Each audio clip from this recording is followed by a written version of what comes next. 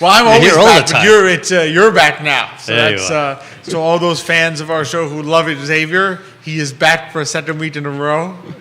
So we have a great show lined up for you this morning. We're going to be joined very shortly by Brianna Field she is artist and owner of Brave Collaborative, as well as Davi Leventhal later in the show. He is an artist, of course, the founder of the Fushito Project, among so many other things. He's a man of many talents. So we're going to be joined by two amazing local artists this morning. You know, we're definitely looking forward to it. We always love talking.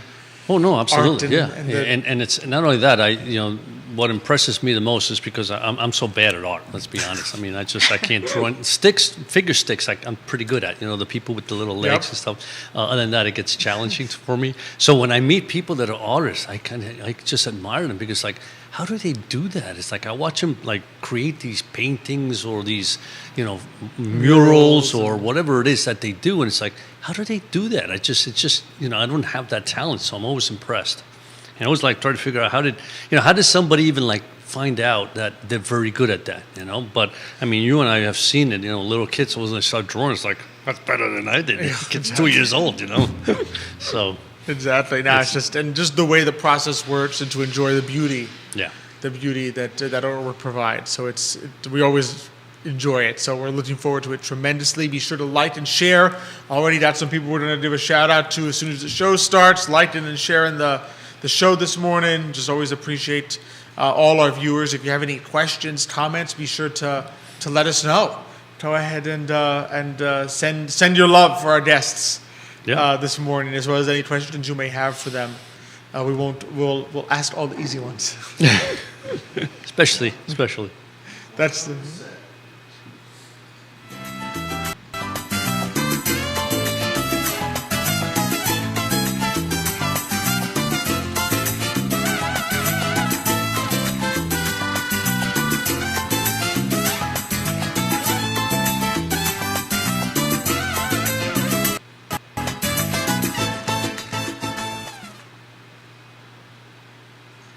Good morning, everyone, and welcome to Today y Mañana. I'm Alex. This is Xavier. We're very excited to have you joining us this morning on a definitely a little bit of a chilly morning. But beautiful. But beautiful. When the sun is out, it's always just gives you that fresh energy. spring morning that makes you feel That's good. That's a good word for it. Fresh. There you go. Dining al fresco. That slight Fresco is the breeze. perfect word. Dining al fresco. Exactly. It's the time of day in which you can dine Which al you can fresco. this is a perfect day for a nice café con leche. Café con leche, right? Exactly. So get your café con leche, get to your cozy spot, sit down and enjoy some Today y Mañana. Yeah. So I can't think of a better way to start the morning. So and don't forget, you got to like, share, and subscribe. There you go. That's very important. Absolutely. So this way you can not miss any It makes of the Alex amazing smile every artists. time you do that. I see Oh, it. well, it just makes me I happy see a you little, remember. I'm like, I see him smile and said, somebody must have just liked that show. He got it. Yeah, it's true. It gives me a nice big smile when somebody likes to share. So we always love that here on Today Mañana. We've got a great show lined up for you this morning. We're going to be joined very shortly by Brianna Field. She is an artist and the owner of Brave Collaborative.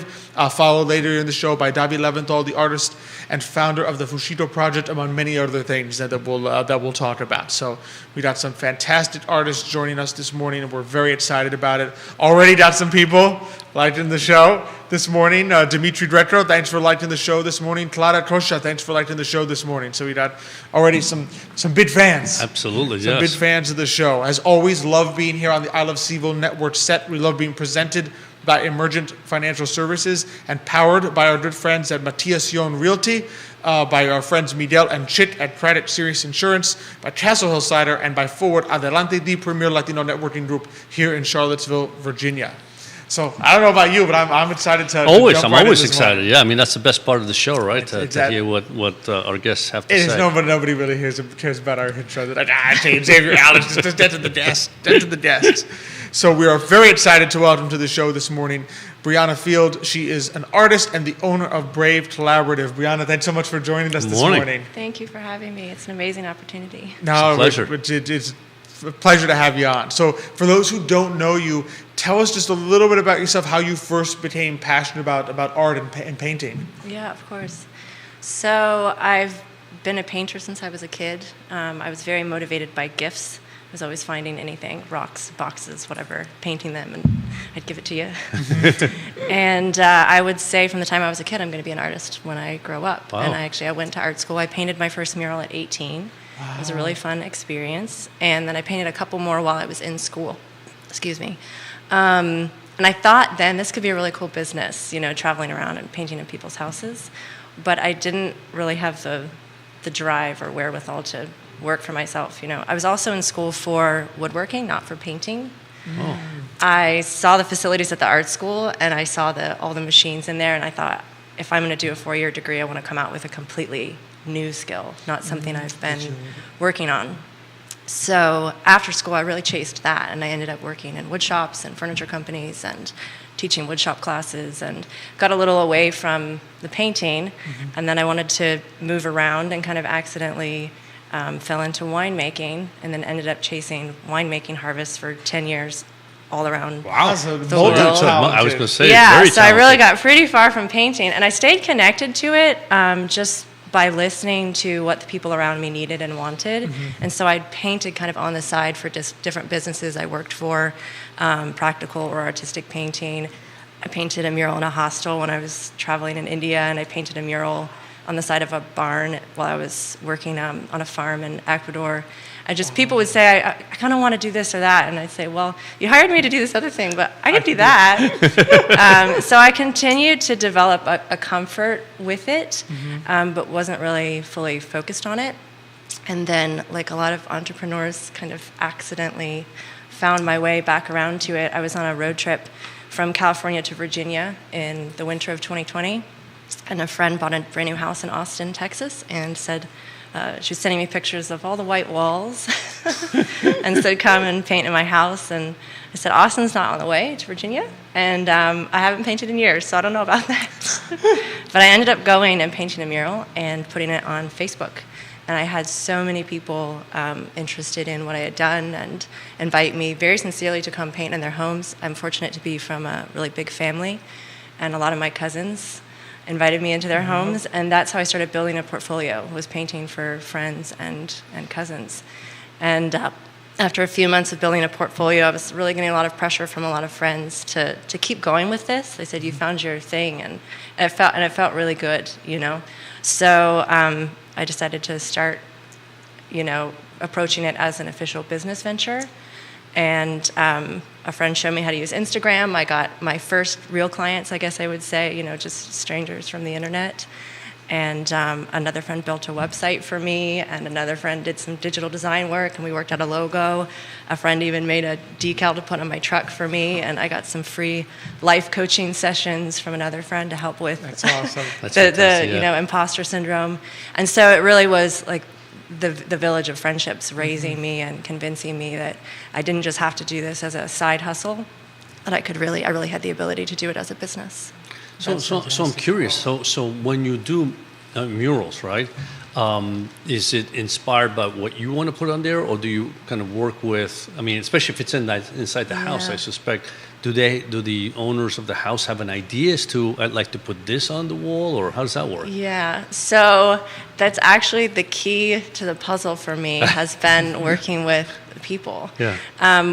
Like I said, when I was a kid, I was always painting as a present. I had a person in mind that I wanted to give that gift to. Gotcha. And then in school, they're guiding you kind of what to make and what skills to develop. And so then when you're released on the world and you could make or paint anything, maybe most artists think that's amazing, but I found the lack of limitations to be quite terrifying.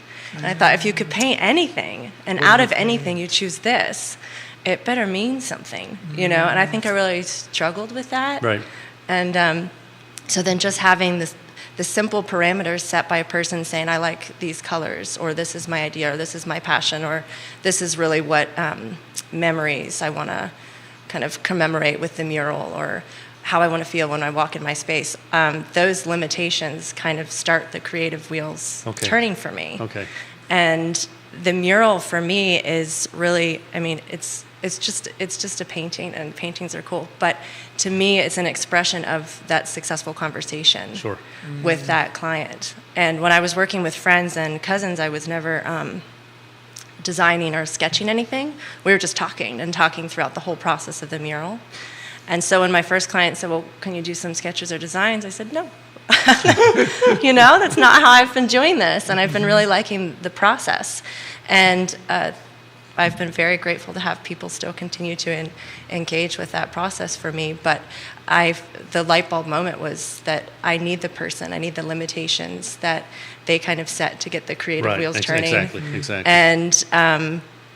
And then what brings meaning to me is it's like saying we found the right words, we understood each other, we've listened to each other, and this is what we made together. Yeah, that's amazing. So how does the process work? So like, okay, you meet a client, and is it trying to talk to them? You then start painting directly the mural, or is it like a long process where you trying to envision it in your head? I'm curious, since you don't do the sketches in advance and stuff, how does the process work between like when someone first reaches out to you and when you actually like? Yeah, I mean, I make sure they have some sort of idea of what they want and ability to begin to communicate that.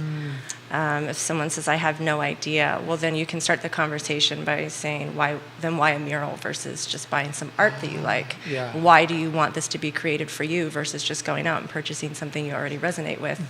And going in their space is really helpful for me. And they say, I don't know what I like, but they've already made so many choices inside the space. And so just getting the conversation rolling, generally, even people that say they're not creative at all, they have amazing ideas. So yeah, it's generally people, if they approach me open for that conversation, I can convince them to continue to work with my process. So I'm curious. So how difficult? So from what I'm kind of reading from you, if you're working with somebody, you'll create a few sketches. Or in other words, here's a sketch of kind of a conversation, and eventually you get to the point where it's like the person. No, but there was no sketches.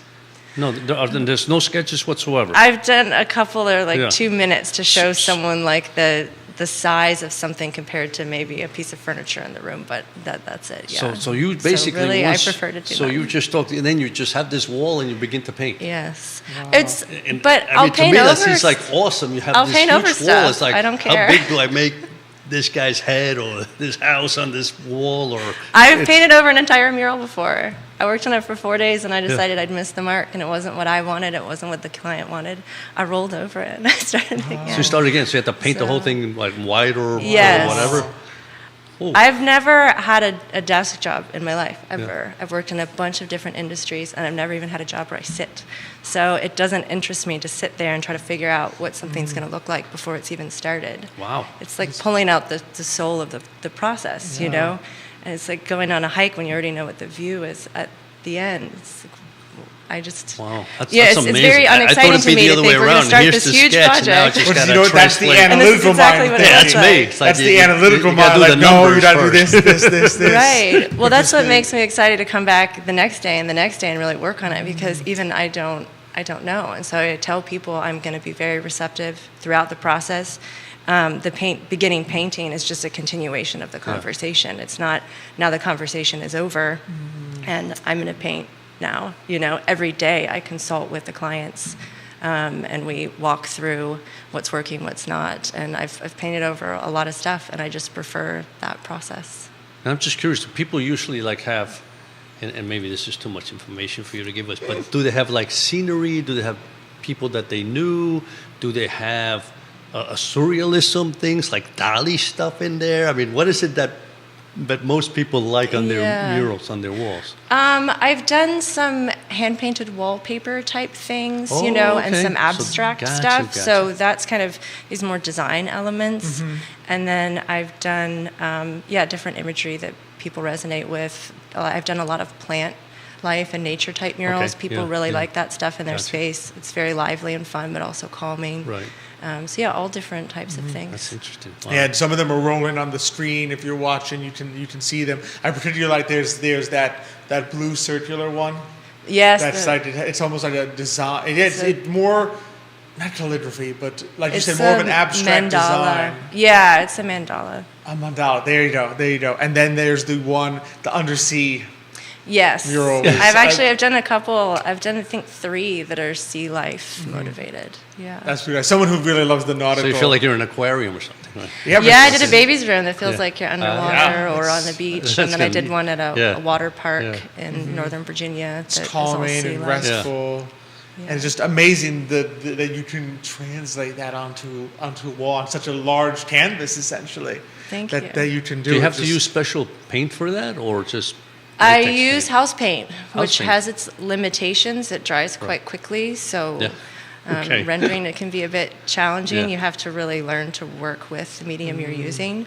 But I think it has the most integrity for longevity of being in someone's home. So Sure, I've kind sure. of just trained myself to work with house paints. And do you use like big brushes, rollers, or everything? Oh, I have all the Oh, you brush have all the friends. tools, all the Yes, little- you have tons of little ones brushes. too? Yeah, tiny ones, Imagine tons that. of those, all the way up to, brushes you'd paint a house with. Wow, that's amazing. It is. It's just. That's and a special talent. And, Thank and it really, what I'm kind of getting from you is that the conversation is like an integral element of the design of the mural. How do you kind of, what is the importance, you would say, of conversation to that design? So for me, it has 2 purposes. One is, I think we briefly talked about, just setting limitations on something and then bringing meaning to it. It serves both of those purposes to me.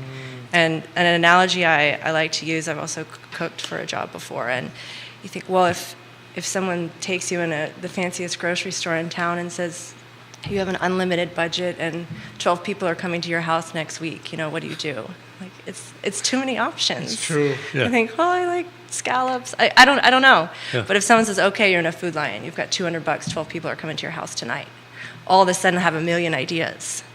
And life has limitations, and I think everybody's going through their life trying to just do their best within their perceived set of limitations. And the people I think that are happiest are the ones that are able to see those and maybe, push against them a little. Gotcha. And that creates that creative drive and that challenge. So even someone just saying, this is my reason for wanting a mural, these are the things that matter to me, and these are the colors that I like, then it turns it more into like a life project. You have your limitations set, and now the goal is to push against those and do the best that you can. And then it really deeply matters to me to make that client feel heard and to feel like that was a really successful conversation and connection. So then instantly the mural means something. And it made a lot of sense to me, too, as someone that was really motivated from the time I was a little kid all through my teen years by making presents. Well, it's a gift, Right, right. It's that person's. That person belongs, that mural belongs to that person from its infancy. And so it also kind of requires a bit of removal of the ego of the artist to connect with that person. So, yeah, I really believe deeply in, I love words and finding the right words, and I write for fun. And so just finding the right words for the mural is really meaningful for me. Oh, that's interesting. So sometimes the mural also has words. That, Maybe no. to describe it. Oh, and to talk describe about it. I Yes. just, write poetry late at night when I should be sleeping. But yeah, I just have a passion for words and for finding the right words. And I'm constantly reading and everything. So it allows me to kind of bring that interest in conversations and verbal and written communication and words into the painting process. Now, was there any? Sorry, I'm asking all the questions. No, just okay. Was there any artist that inspired you the most over time? Probably artists that I worked for as an assistant back in the years right when I was kind of finishing school. Just because she was working so diligently. And I looked at her going into her studio every day, and I thought, I'm not passionate enough to do this. I don't know what I'd paint if I had my own studio, and I just don't know about all this. So I had to find my own process. Right. But she's been very inspirational to me throughout the years of the self-doubt. And she reminded me that you don't have to go to school to figure out what you're doing for the rest of your life. You just have to go to school to grow up, and learn to live a better life. And she also said that you don't have to be creating work to be an artist, and that helped me a lot. I felt like I hadn't abandoned that Right. origin or what I wanted to be when I grew up. It wasn't abandoned. That part of being an artist is just how you experience your world and process your world and cultivate relationships and create your life. So yeah, she just helped me a lot as far as continuing to believe that it might be my path, I suppose. Yeah. No, that's very good. That's very amazing. Good. We got some people liked in the show. John Miller liked in the show this morning. Shannon Fowler says, so proud of you, sister friend. Aww. So she thanked you, Shannon, for joining us this morning. Shannon. And so, I mean, I think what I love is the idea of the process and how it seems like the getting there is almost as beautiful as like the finished product in a sense. Oh, for me, I mean, it's awesome when you finish a project. Of course, every artist loves that. You roll up your drop cloth, you take your pictures, and I like to go sit somewhere and have a glass of wine by myself and run through like a gratitude inventory of that's my tradition, run through a gratitude inventory of what brought me that client, what made that project go well. But that's not really what I'm in it for. I'm in it for the moment when the client walks in the room and says, girl, that's exactly what I wanted. Yeah. And sometimes that's exactly what I wanted. How did you pull it out of my head? And sometimes it's exactly what I wanted, but I didn't know. And so how did you figure it out? Mm-hmm. And that comes at different points in the process. And after that moment for me, I just have to finish it. Yeah. So that's really what I'm living for. That's amazing. Great. Do you ever find that sometimes the process of like a client talking with you and you conversing with them to figure out what they want also like clarifies for them, like they learn something about what they love and value and what's important to them because like maybe they go into it saying I just want a mural, but then you're kind of drawing out what they actually value in life? Yes, absolutely. Just getting someone to talk through it, and sometimes it becomes kind of a lesson of teaching someone a bit of an artistic vocabulary and using different adjectives. And sometimes it's more challenging than others. And it's really interesting because sometimes I'll think they understand and then I realize, well, they didn't understand at all. Okay, so how can I rework what I've said and what they're saying? How can we better understand each other? And I'm sure that's why it's easy for some people to just create different design iterations and say it could look like this or this or this or this. But that process of creating those doesn't interest me. The process of continuing to dig and cultivate that conversation really does interest me. Well, I think it's like you said, you're taking, in many ways, the ego of the artist out of it. Because if you give someone, here's 7 variations of what you did, those are like your 7 variations. And they might say, that's an well, point. that one's the closest. Just go with that one. Yes. Instead of like them being involved to create that which is their variation, their actual, even if they don't know it yet. When just as someone who loves they writing, would have created if they could. Yeah, exactly. Right? If they understood, they had that talent. That's what was deep inside them that you kind of like brought out. And just as a writer, I love the idea of sort of through art, you're teaching people also a new vocabulary, a way to express. Yes. Because I think sometimes the hardest thing people have is you have images or thoughts or feelings, but how do you express them in a way that you actually translate into a mural on a wall? Right. And you learn something about yourself by the process of expressing that. Yes. And my clients have pushed me in ways where I have to admit the work is better. I'll think it's going well and they say this is great, but it's not really what I imagined. And then it can be a bit disheartening and then you try to figure it out. But several times when that's happened, at the end I think, dang, that's a much better piece because of the way they pushed me. But I also have to learn to say no, and then they have to learn to say no as well, because sometimes I really do think the client maybe doesn't have the best artistic sensibility about what we're doing, and I kind of have to push back, and sometimes they're saying, I don't know about that, and they kind of have to push back. So it's finding that balance as well. Yeah. But yeah, and I think it's really, brave is my favorite B word, which is why it's on my business. But it really is quite brave of clients to engage with my process of just developing trust over conversation. And yeah, it's a really interesting thing. It's an enormous dynamic, right? I mean, it's a terrific dynamic to be able to do that. You have to, like you said, discuss this with your client, and they're trying to envision what is on the wall. They don't know it, and you got to come up with that and kind of working together. Yep. One, it's got to be tough, and two, then at the end, it's when satisfying. it works, it's like, wow, yeah. Yes. That's probably the best part. Like you said, when somebody says, "Wow, that's exactly what I want." Yeah, I didn't know. That is the best part. Yeah. That's amazing. So, what was it like? What's it like to have taken that plunge and now to, in essence, be an entrepreneur of your art as well? Yeah. What's that side of it like? It's every feeling all at the same time. Yeah, I mean, Months when you're busy, I think I'm a literal genius, and months when I'm slow, the imposter syndrome is really, it really kind of creeps up on you, and I really tether myself to the encouragement of my friends that help me get my business off the ground, and to my clients that have been so wonderful to work with. So it can be really, really scary. My traveling life, working seasonally, taught me well to kind of weather the ups and downs of money management. So I was well prepared in that way than maybe more people as far as entering entrepreneurship. But it's amazing and it's terrifying. No, it is. But I love the idea. It's so true. I can't tell you how many entrepreneurs we talk to, and it's that support group of their family and their friends that really keep the north. There's always going to be ups and downs, tough times and good times. But in those tough times, to have people say, you know what, remember why you're doing this. That we all believe that you can do this, and you yourself know it. But it's just in those downtimes, like you said, the imposter syndrome kicks in and then tries to convince you that you don't know why you're doing this. But like deep down, there is that passion that's still. Yes. It's a beautiful thing. Rob Scher says, bravo, awesome, great interview. Loved listening to your articulate expression of your passion and talent. Oh, thanks, Rob. So It's true. It's very true, very true. So, Brianna, before I let you go, what's the best way people can get in touch with you, contact you, especially if they're interested in having you come visit their home? Yeah, absolutely. So I do have a website, www.bravecollaborative.com. I'm also on Facebook under Brave Collaborative, Instagram under Brave Collaborative, and my email is bravecollaborative@gmail.com.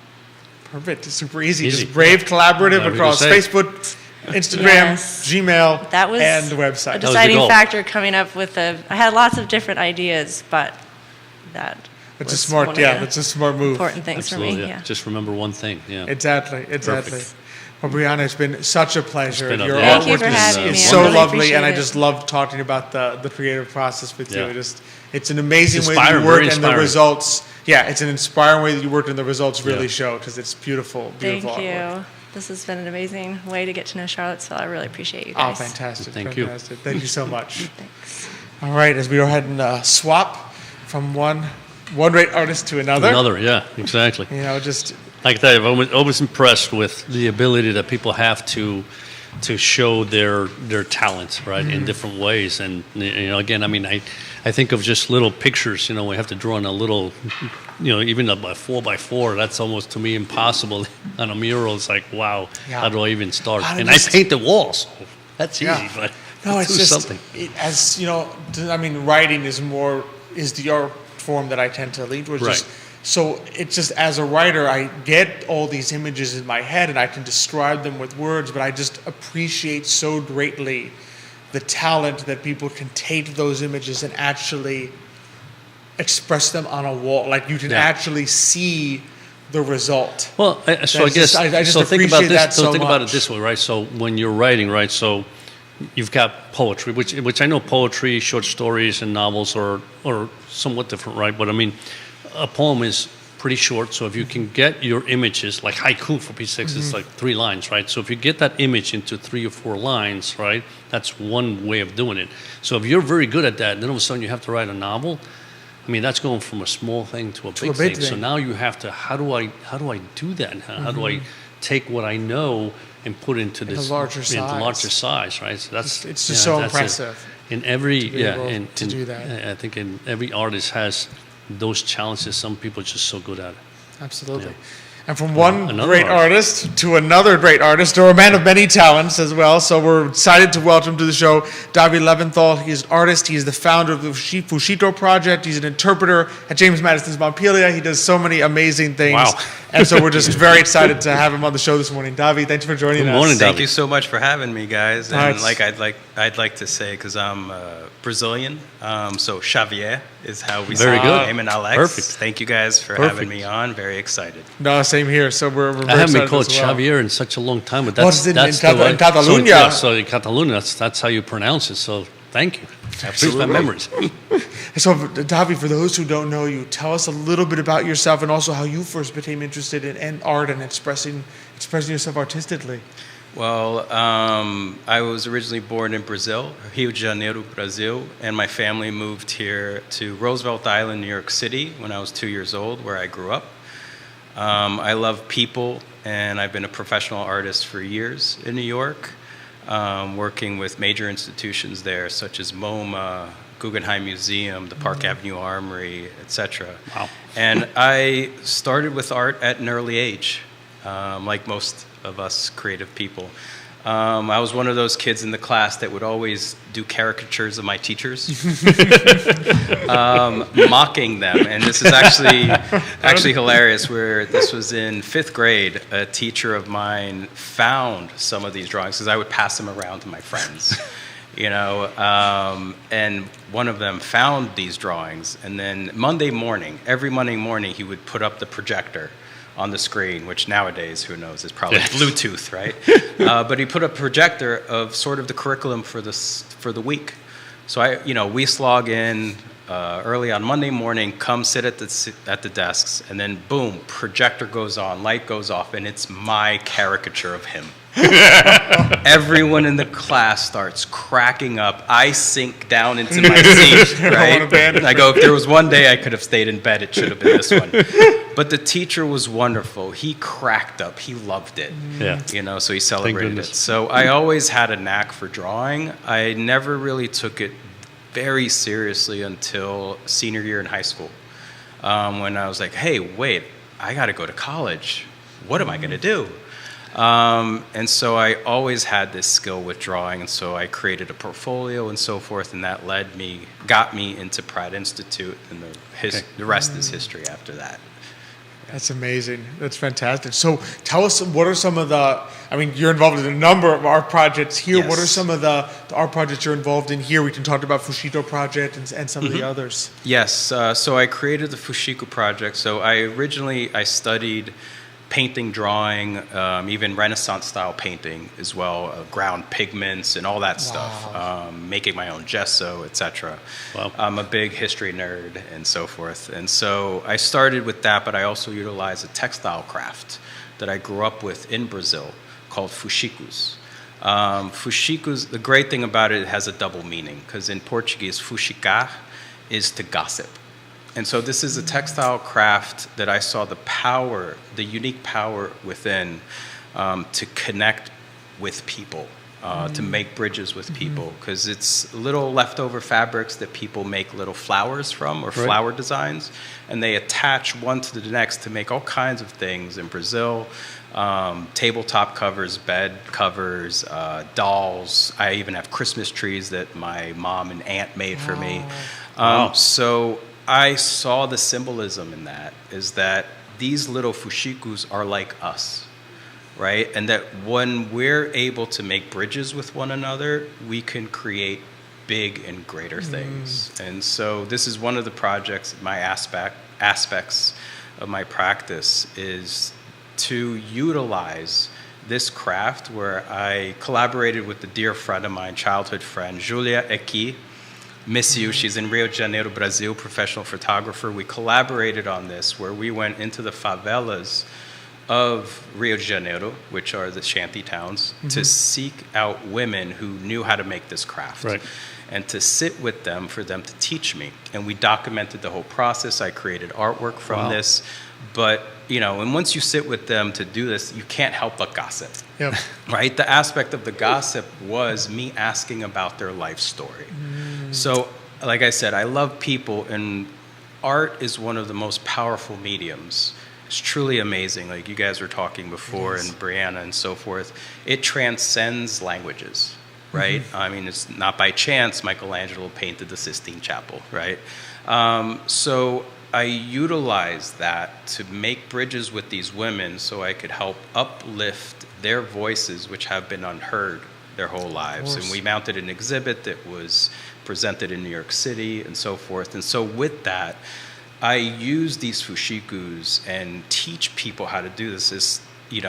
There's just one step away from these women in these favelas in Brazil, and teach them about their story, and to also take on other people's stories. So that's what my process is based on, is people's stories. That's why I been a professional artist in New York City for many years, moved here to Central Virginia, Orange, Virginia, 2.5 years ago because of the pandemic, but also because my partner, her family's from Virginia. So it made a lot more sense to get away from the big city, move to a more rural area, where also I might have more impact and to share more of my work with people. Yeah. And so I work with the Art Center in Orange, which my partner heads. Worked with the Boys and Girls Club, doing workshops with fuxikus, teaching children there about Brazilian culture, about the stories of these women, and so forth. So it's been amazing. I did a residency program at LaGuardia Airport for this project, and I had people from Iran, I had people from all over the world sit with me to learn. And the incredible thing is that when you sit with someone and you engage in a creative task, all the walls fall away. Right. So it was incredible that people were just opening up to me about personal things and so forth. So that's the power of art, and that's what I try to utilize through my craft in painting, drawing, and also this textile medium as well. Now, since being here, I've been very fortunate as well to work at the James Madison Montpelier. Started working last year, and it just goes hand in hand. I'm an interpreter there. So like I said, I'm a history nerd. I love it. So learning about all the history there of the voices of the unheard from the past as well has been so enriching and powerful.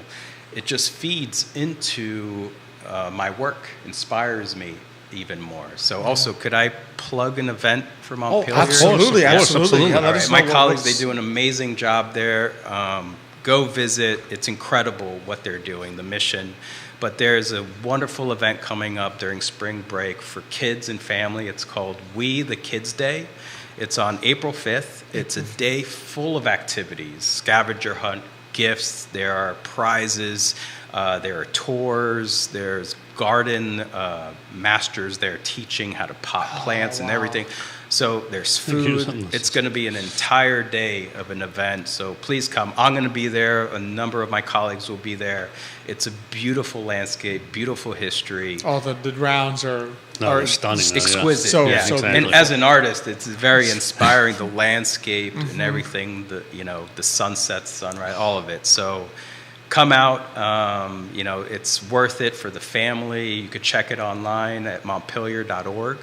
At the events section, but it's been so incredible learning about all this stuff, working with these other people, because as I said, I grew up between cultures as well, so my influence from Brazil gives me a different perspective about the history at Montpelier as well.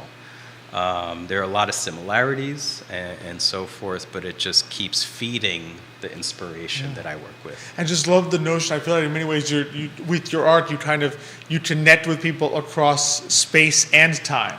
Yes. In essence, because I think even though like Fuxiku is like a particular expression of the textile art in Brazil, right? I think that every culture around the world can sort of reach back to the memory and say, this is that thing which we used to do together.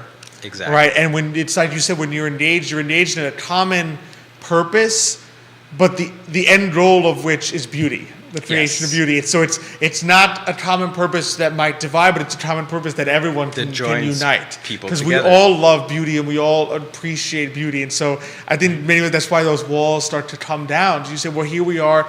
It really doesn't matter that you're from Iran or I'm from here, or that maybe in Iran they didn't do Fuxiku with textiles, it was a different form, or maybe in Cuba they had their own little art form and it wasn't making little flowers together, but it was something like that you would get together and do, but the pursuit of beauty is the same. Yes. And so you can join together in that. Yeah, it's that sort of engagement together to create something beautiful, right? And something that you learn from as well. You learn from each other, but also you learn a craft, you learn a technique.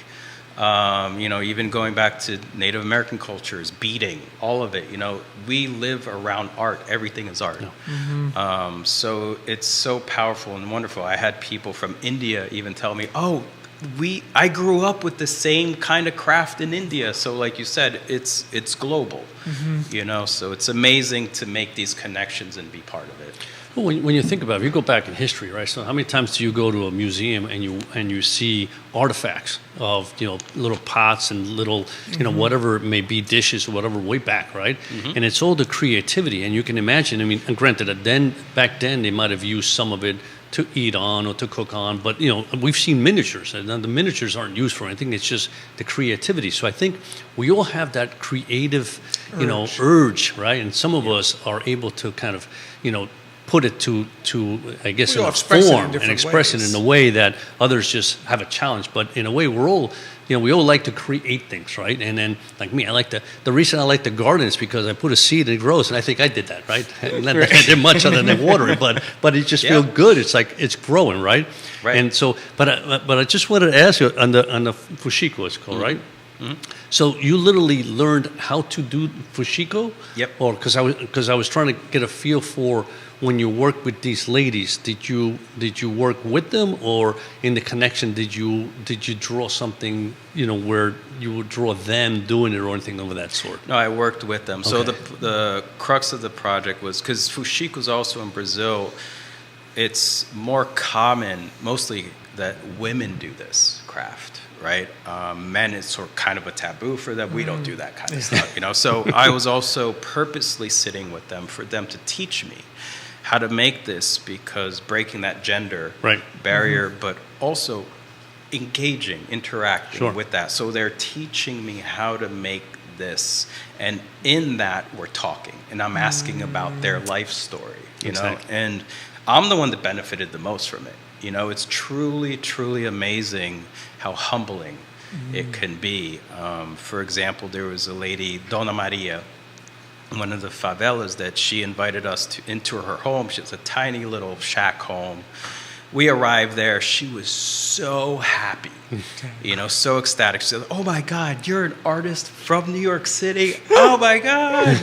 I said, no, it's about you, Dona Maria. And she said, "Okay, give me 1 minute. Do you guys want coffee or anything?" And as you guys know, one of the first things Brazilian will offer is coffee. Of course, instead of tea.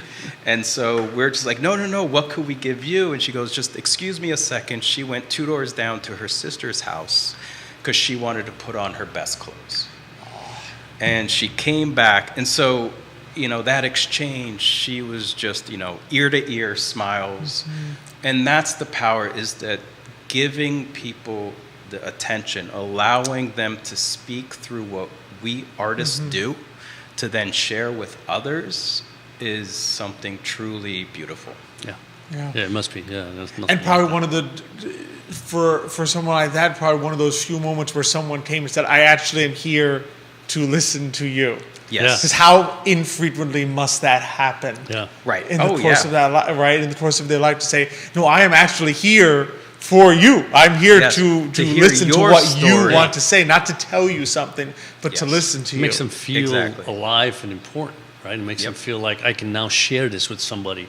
Somebody recognizes that this is something that is beautiful. Right. Right. I just realized, what are some? Oh, and I shouted Anna Pillow from the Art Center in Orange, loving the show this morning. She's loving the show, so thank you, Anna, for watching. What are some of the? I'm curious. What are some of the other mediums that you enjoy working with? And I mean, we have some of your artwork on the screen for those who are watching on Facebook. You can see it go by. What are some of the other mediums you enjoy working with? So, as I said, I studied realism. Even went to Renaissance style painting to get that technique down, because I looked up to other artists before me. For example, Picasso for his craft, right? Not person, like everyone, has exactly. different with art, you always have to do that. But the technique, the craft, he was, if people aren't aware, he was brought up from very little child. His father was a master painter, and his father trained him to become a master painter. So by the age of 9, he was already doing masterworks of realism. That him being steeped in that foundation allowed him to branch out and create all these different movements of art, like Cubism and the Blue Period and so forth. So I was going after that, to have that sort of classical foundation, so then I could build upon that. Right. So I love surrealism, getting into that sort of magical arena, but I also do illustrations that I've worked with other entities, such as a Brazilian record label called Not Another in Brazil, comprised of 5 DJs. And just like Brianna was saying earlier, it's that exchange. You know, it's the engagement. And then what we do, what we're great at, bringing that, elevating that to make that bridge and have a beautiful result from that.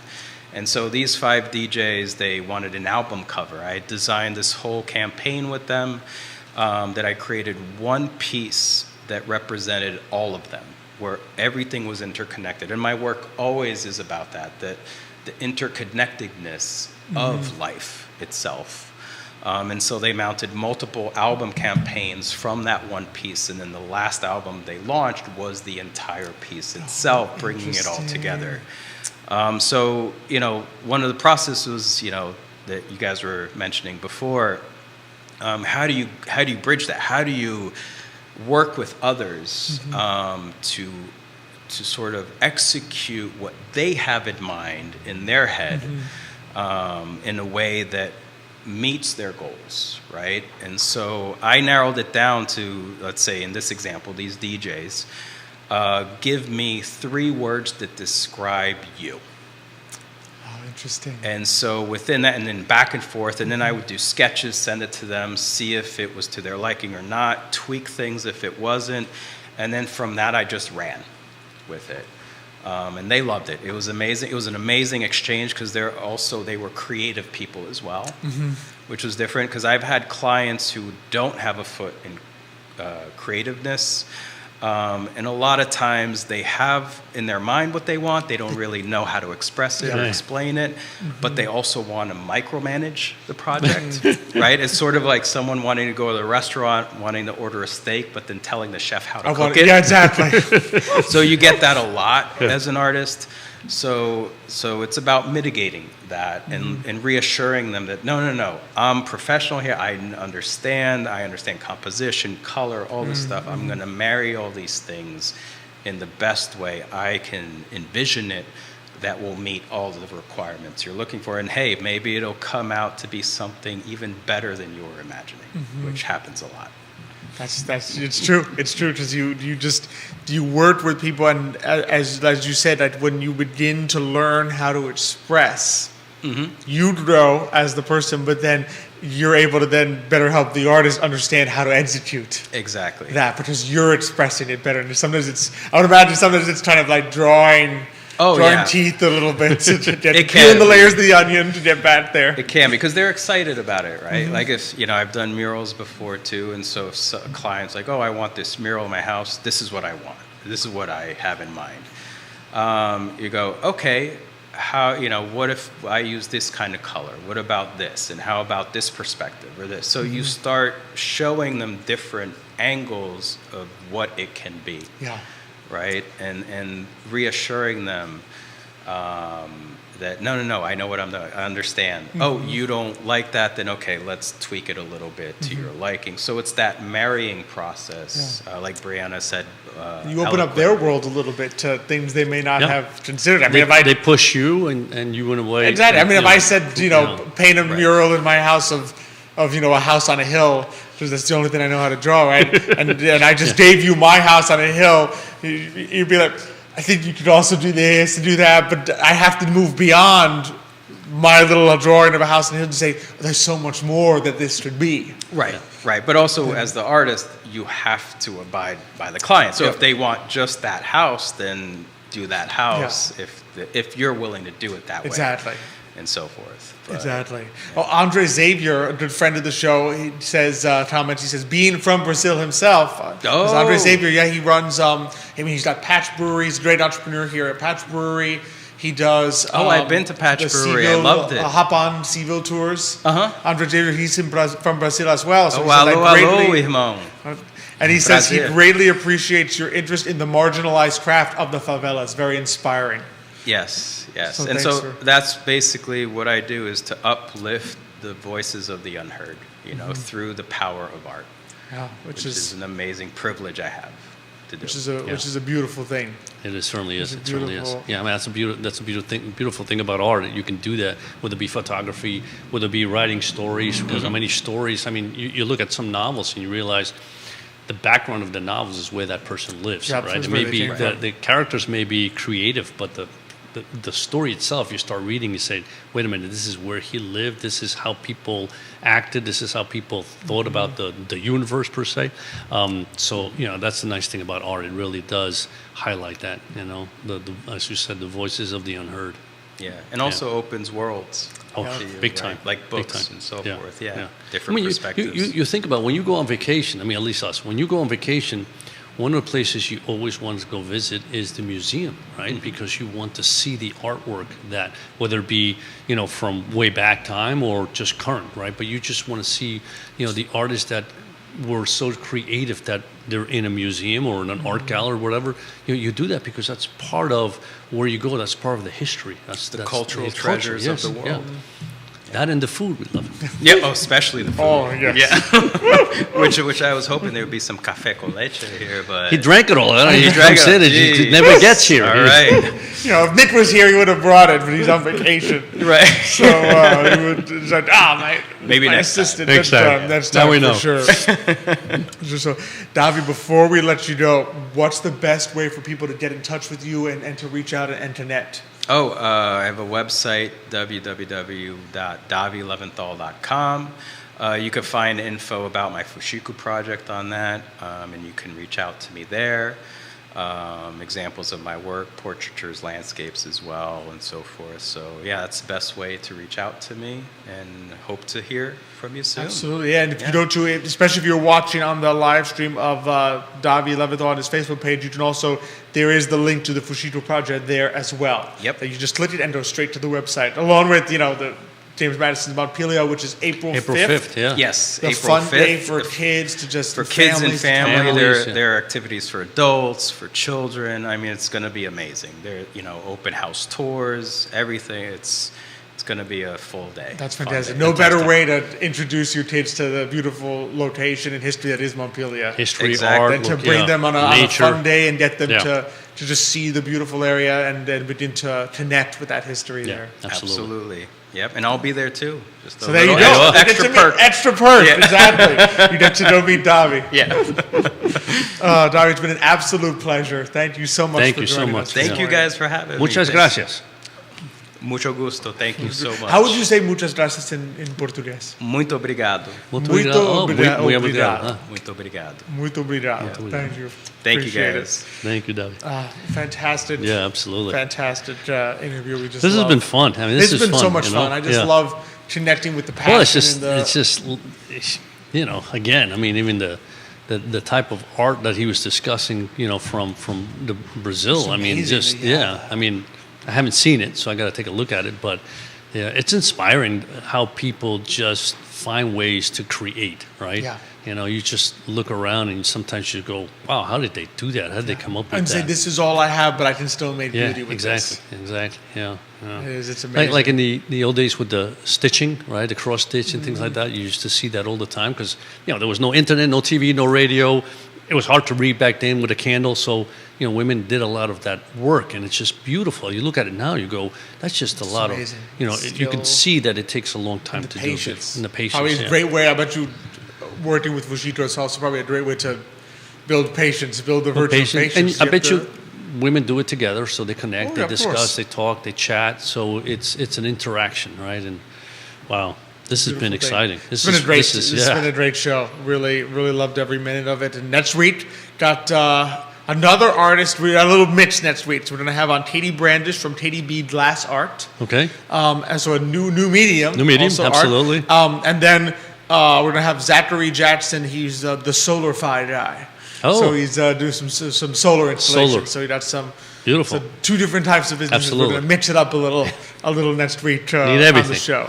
All entrepreneurs are welcome. Exactly. All entrepreneurs are welcome. And if you know out there in the audience some amazing entrepreneurs and artists that you want to bring on the show, be sure to send them our way. We'd love to feature them and have them on, because it's what we love to do.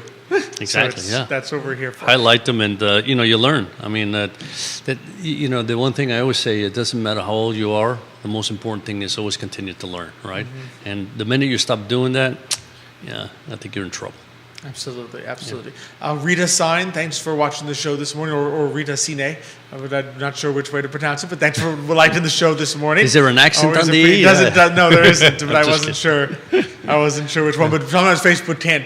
No, I know. put I'm them. just yeah. So just in case, wanted to cover it both Yeah. ways. Maybe that's my Spanish speaking, doing Cine in Spanish. But thanks for liking the show this morning. Thanks to everyone who sent us comments. Andre Xavier, thanks for commenting. Just really appreciate everyone for reaching out this morning and connecting with the show. Yeah, so it's been thank great. you for being here with me. As always, it's glorious to be here, and boy, you come in sometimes you don't know what awaits you, but this was fabulous. But it's This always was joyful. yeah, inspiring. It really is. Absolutely, it truly is. So we look forward to our guests next week. Be sure to check out April 5th at James Madison's Montpelier. Thank you all so much for joining us. Thanks, Judah, behind the camera. He's back this week. Welcome back, Judah. Welcome back. I didn't even recognize him. He looks like a different person. Well, he's got his nice, fresh absolutely. haircut. He's looking good. He's looking sharp. Yeah. So I'm gonna have to now. I gotta start making sure I look good again. Exactly. Well, you know what it is? He works at both ends. He makes us look good in front of the camera, and he looks good behind the camera. So that's. He's probably thinking, "What do you mean? I didn't look good before? No, he looked great before." He just looks a always little better. looks great. He's always sharp. Always looking sharp, Judah.